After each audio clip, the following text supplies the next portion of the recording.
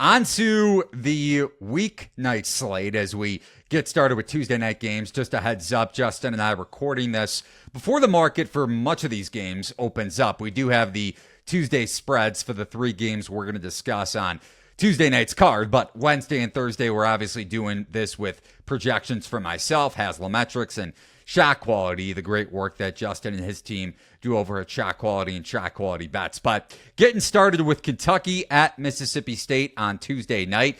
Bulldogs opening as a 2.5-point home favorite, and that shouldn't come as a surprise. Haslam makes this game, though, closer to Mississippi State -1. I actually have it closer to a pick. So you're kind of getting both of these teams at peak market value, especially with Mississippi State on that 5-game winning streak. I know Kentucky lost at LSU last week, but dominating Alabama. I think you cashed on that bet as well, Justin. So shout out to you for that Good one weekend. last week on Yeah. outside shots. But how are you gauging this one, and what does Shot Quality make the number?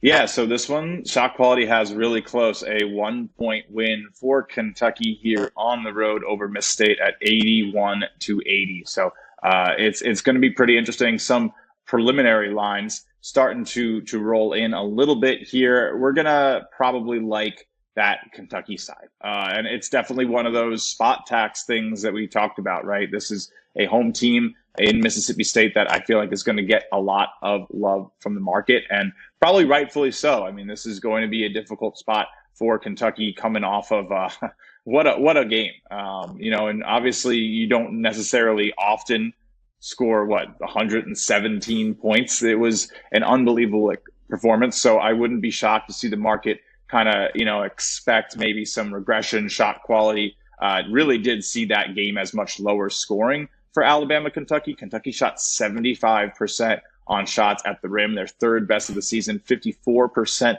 from three, 13 of 24. So not just by percent, but obviously by volume too. It was their fourth best shooting performance by percent behind the line. So it's going to be hard to repeat that. Shot Quality expected a much more pedestrian 86 points to 83. So just lit it up. It's going to be hard to do it again. I do get why the market's going to go towards Miss State, but I personally tend to stay a little stickier. I'll hopefully see if I can get something like +3. If it moves to like +3.5, count me in on Kentucky. Yeah, and I want to stay on the tax that we discussed in previous episodes, and also with this game in particular, because a trend I saw since 2017, unranked teams 179-97 straight up, 64.9% when listed as a home favorite versus a ranked opponent. And that's good for a plus 5.6% ROI. So maybe you take Mississippi State on the money line if you like that trend. And I am not stating that trend just for context to say, okay, back it, Mississippi State, back the Bulldogs. Just to provide a little context to it, though, it's typically when the market thinks the road underdog is overvalued. So it really depends on what you make of Kentucky. Is their market power rating too high at this point? And it obviously is, to the point that you brought up a little bit ago. It's a revenge game for Mississippi State. So the market trending in that direction too when it comes to the point spread, losing by double digits at Kentucky at Rupp in mid-January. Right. Now, just going back to the Alabama game, you mentioned how efficient Kentucky was at the rim. They probably used their most efficient lineup of the season. Dillingham, Reed Shepard, Antonio Reeves, Justin Edwards, who was so good from behind the arc. Probably his best long-range shooting efficiency of the season. And Big Z. I think Cal said that the European transfer, he decided to play in major minutes when he woke up in the morning or something like that. So first time in a while. It worked out, man. It worked out. And Justin Edwards, really quick, overperformance by 14 points. It's crazy.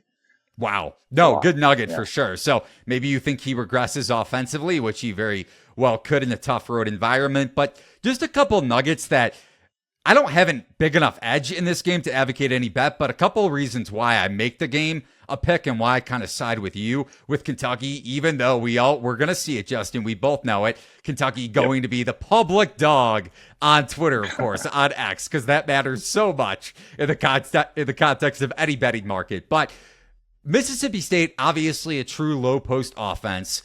And this is probably the first true low post offense that Kentucky's facing since about a week and a half ago when they played at Auburn. And keep in mind, Kentucky only allowed a 54.2% clip at the rim, which is pretty good. And the Wildcats also rank in the top 50 when it comes to near proximity field goal percentage allowed overall. So we're probably going to see less of Big Z in this game, more of Onyenso, who played 36 minutes against Auburn, didn't play nearly as many minutes against Alabama, which makes sense because Cal had a little bit of a different game plan in that game, and for a good reason.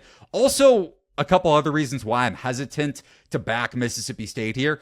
Even though Tolu Smith maybe gets his against Onyenso a couple more times than Broome and Cardwell did against Kentucky's rim defense. Mississippi State ranks in the 14th percentile when it comes to transition points allowed across college basketball.